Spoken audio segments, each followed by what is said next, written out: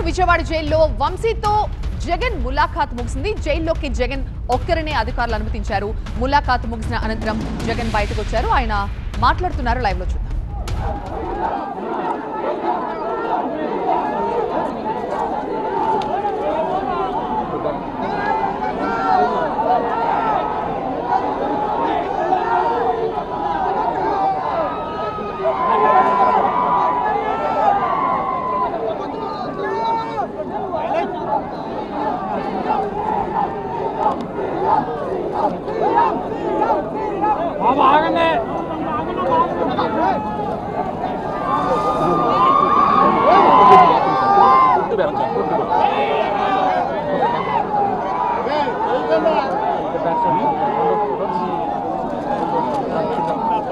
ఈరోజు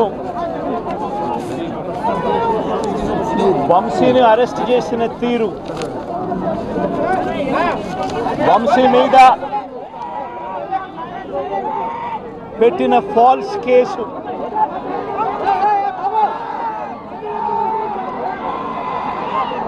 నిజంగా రాష్ట్రంలో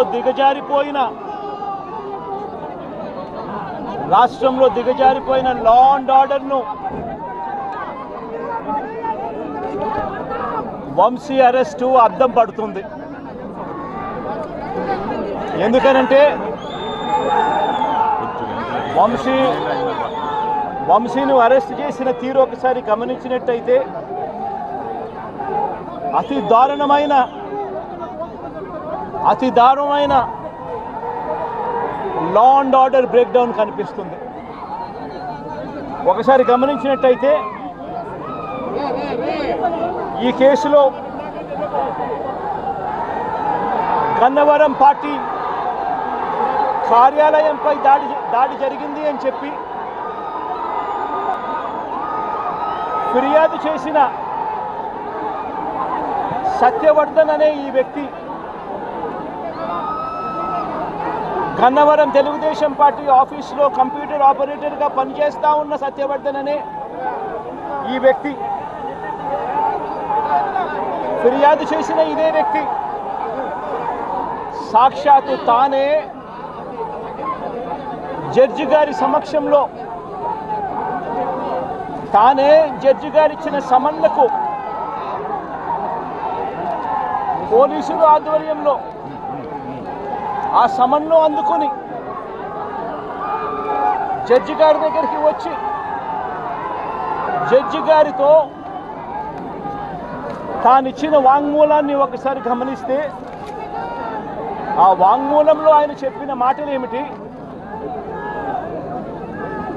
చివరికి ఈరోజు వంశీ మీద పెట్టిన ఫాల్స్ కేసు ఏమిటి, ఇదే సత్యకుమార్ అనే వ్యక్తి,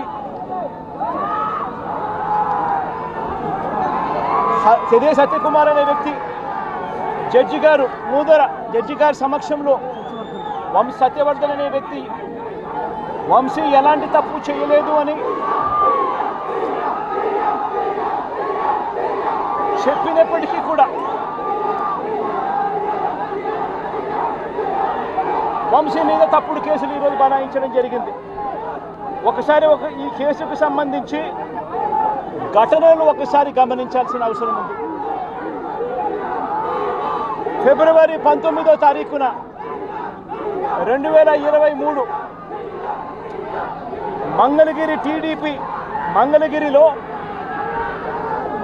టీడీపీ హెడ్ ఆఫీసులో పట్టాభి అనే వ్యక్తి చేత వంశీ మీద భరించలేని విధంగా బూతులు తిట్టించారు చంద్రబాబు నాయుడు గారు.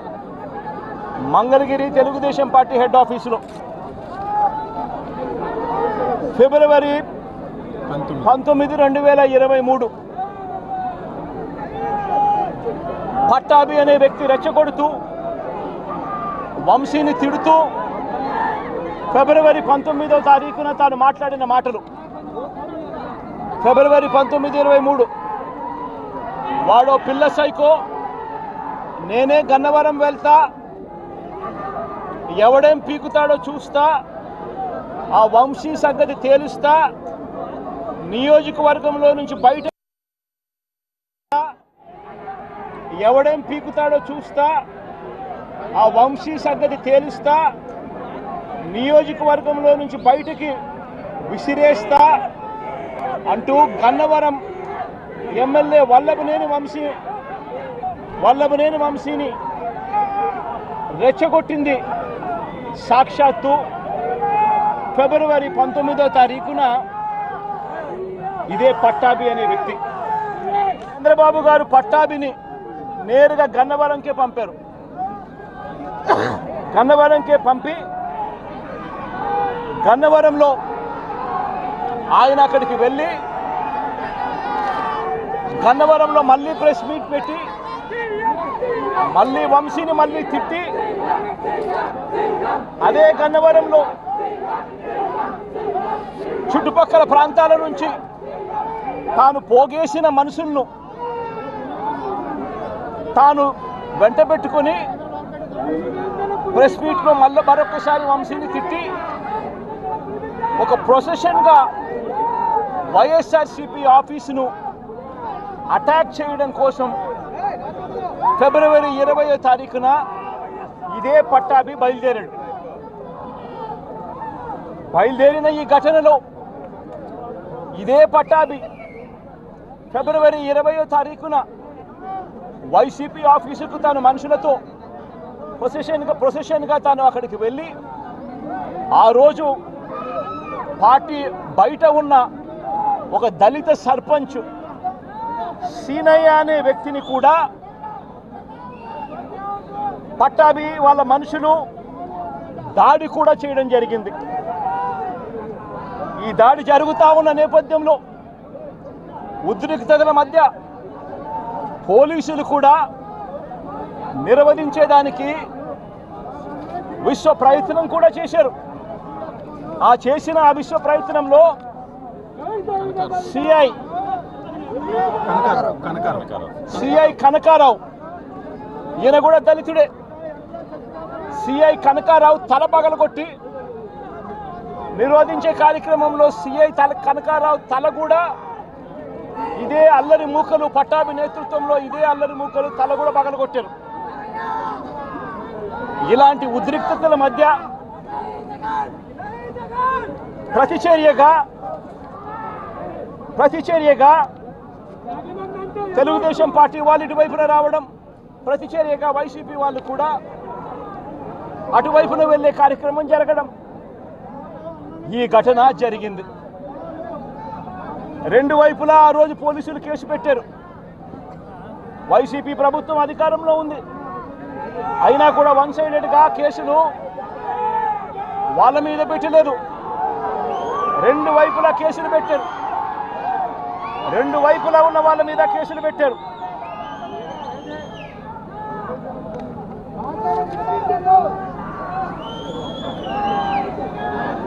తర్వాత గన్నవరం ఘటనకు సంబంధించి అప్పటి పోలీసులు సుమోటోగా టీడీపీ పార్టీ మీద, వైసీపీ పార్టీకి సంబంధించిన వాళ్ళ మీద, ఇద్దరి మీద కేసులు పెట్టారు. ఇదే సమయంలో టీడీపీ వాళ్ళు 3 కంప్లైంట్స్ కూడా ఇచ్చారు, అవి కూడా తీసుకోవడం జరిగింది. కానీ ఈ ఘటనలన్నీ కూడా టీడీపీ ఇచ్చిన కంప్లైంట్స్లో కానీ, ఆ రోజు ఇచ్చిన కంప్లైంట్స్లో కానీ, పోలీసులు పెట్టిన కేసుల్లో కానీ ఎక్కడా కూడా వంశీ పేరు లేదు. కారణం వంశీ ఘటనలో లేడు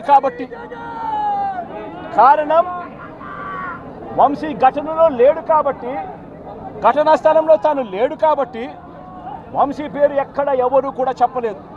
తెలుగుదేశం పార్టీ ఇచ్చిన కంప్లైంట్స్లో కానీ, పోలీసులు పెట్టిన కేసుల్లో కానీ ఫిబ్రవరి 22వ తారీఖున, అంటే ఫిబ్రవరి 20వ తారీఖున ఇది జరిగింది. ఇది జరిగిన 2 రోజుల తర్వాత గన్నవరం టీడీపీ ఆఫీస్ ఆపరేటర్గా, డేటా ఎంట్రీ ఆపరేటర్గా పనిచేస్తా ఉన్న సత్యవర్ధన్ అనే ఈ దళిత యువకుడిని మంగళగిరిలోని టీడీపీ ఆఫీసుకు చంద్రబాబు నాయుడు గారు మనుషులను పిలిపించుకొని ఈ సత్యవర్ధన్ అనే వ్యక్తి ద్వారా మరో కంప్లైంట్ కూడా ఇప్పించారు. తెల్లటి కాగితం మీద ఆయనతో సంతకం తీసుకొని మరో కంప్లైంట్ కూడా ఇప్పించారు. దాని ఆధారంగా ఎస్సీ ఎస్టీ కేసు కూడా పెట్టారు.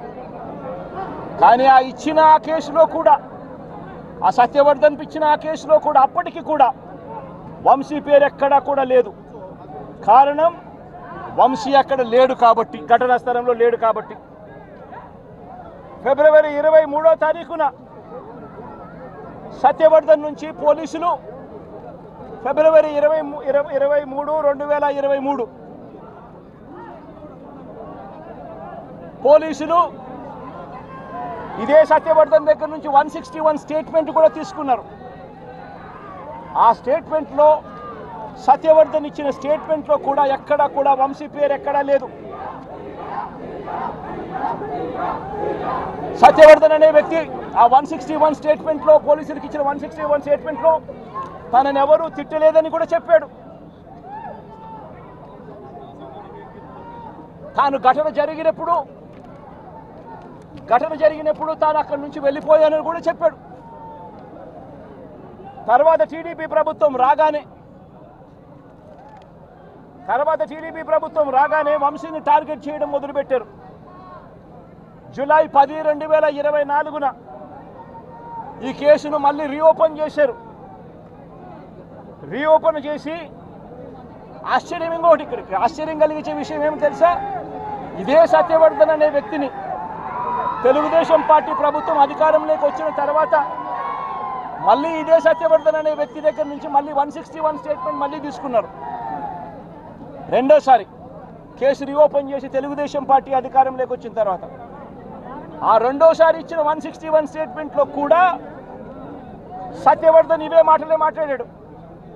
నన్ను ఎవరు తిట్టలేదని, వంశీ అక్కడ లేడు అని, తన ఘటనా స్థలం జరిగినప్పుడే తను అక్కడి నుంచి వెళ్ళిపోయాడు, అదే మాటలే మాట్లాడాడు. పోలీసులు చంద్రబాబు నాయుడు గారి ప్రభుత్వంలో తీసుకున్న 161 స్టేట్మెంట్లో కూడా తర్వాత అయినా చంద్రబాబు నాయుడు గారు వంశీ మీద పెట్టుకున్న ఆక్రోశము, వంశీ మీద పెట్టుకున్న కోపము చంద్రబాబు నాయుడు గారిది ఏ స్థాయిలో ఉందనంటే, ఎలాగైనా కానీ వంశీని ఇరికించాలి అనే ఆలోచనతో వంశీ ఘటనా స్థలంలో లేకపోయినా కూడా వంశీని 71వ నిందితుడిగా చేర్చారు. 71వ నిందితుడిగా వంశీ పేరుని చేర్చారు. అయితే ఇవన్నీ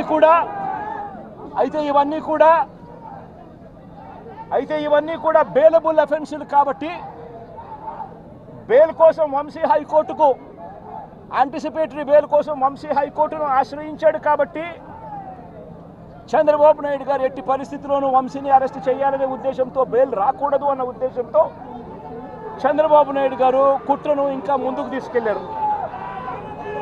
గన్నవరం పార్టీ ఆఫీసును తగలబెట్టే ప్రయత్నం చేశాడు అని చెప్పి మరో ఫాల్స్ కేసు ఒకటి బుక్ చేయడం మొదలుపెట్టాడు. తెలుగుదేశం పార్టీ ఆఫీస్ అట కాల్చే కార్యక్రమం అట జరిగింది అని చెప్పి ఏకంగా చంద్రబాబు నాయుడు గారు అనే వ్యక్తి మరో ఫాల్స్ కేసు, మరో కట్టుకథ అల్లాడు. ఆఫీసును తగలబెట్టే కార్యక్రమం చేసినప్పుడు ఆ ఆఫీసు ఎవరిది అని చెప్పి, ఆ ఆఫీసు ఎస్సీ ఎస్టీలకు సంబంధించిన ఆఫీస్ వారిదే ఓనర్లు అయితే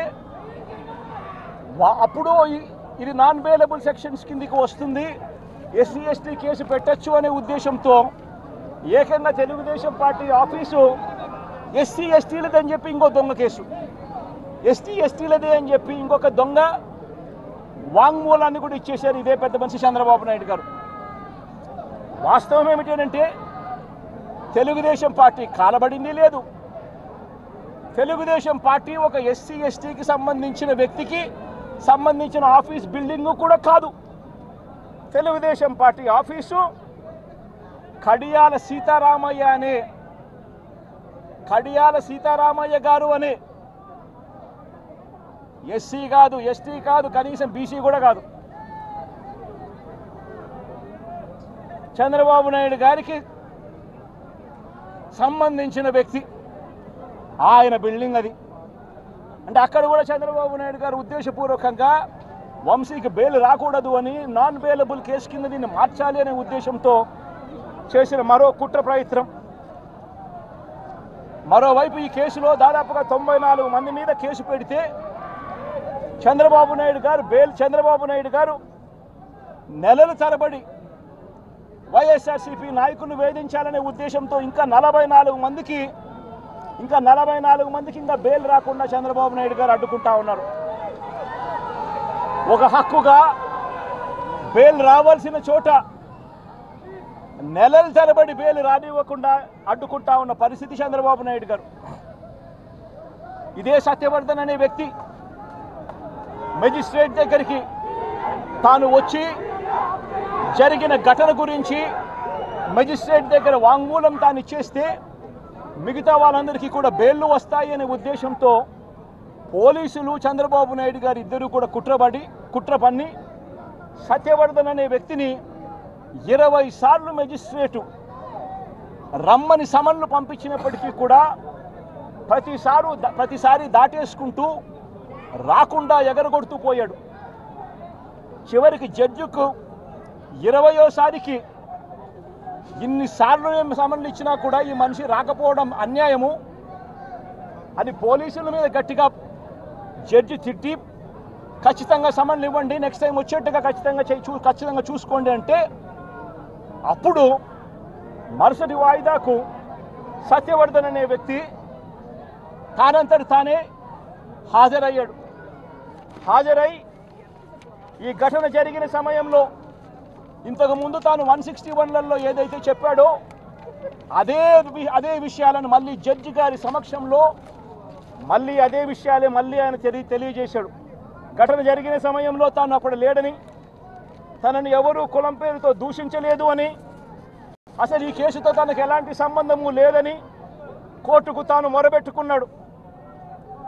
తాను తన తల్లి ఇద్దరు కలిసి ఆటోలో కూర్చొని కోర్టుకు వచ్చామని, తన స్టేట్మెంట్ వెనుక ఎవరి బలవంతము లేదు అని ఫిబ్రవరి 10వ తారీఖు 2025 ఫిబ్రవరి 10 2025 ఫిబ్రవరి 10న జడ్జి గారి ముందర స్టేట్మెంట్ తాను ఇచ్చాడు.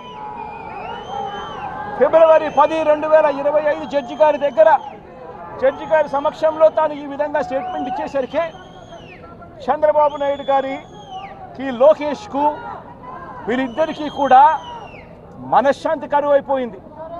వంశీని అరెస్ట్ చేయలేకపోతా ఉన్నాము అనే దుర్బుద్ధి వీళ్ళల్లో ఎక్కువ కాలం మొదలుపెట్టింది. వీళ్ళంతా కలిసి పోలీసులతో మళ్ళీ కుట్రబన్నారు. కుట్రబన్ని వీళ్ళు మరుసటి రోజు అంటే ఫిబ్రవరి 11వ తారీఖున వీళ్ళు విజయవాడ పటమట పోలీస్ స్టేషన్లో సత్యవర్ధన్ మీద వీళ్ళు ఒక ఎఫ్ఐఆర్ రిజిస్టర్ చేశారు.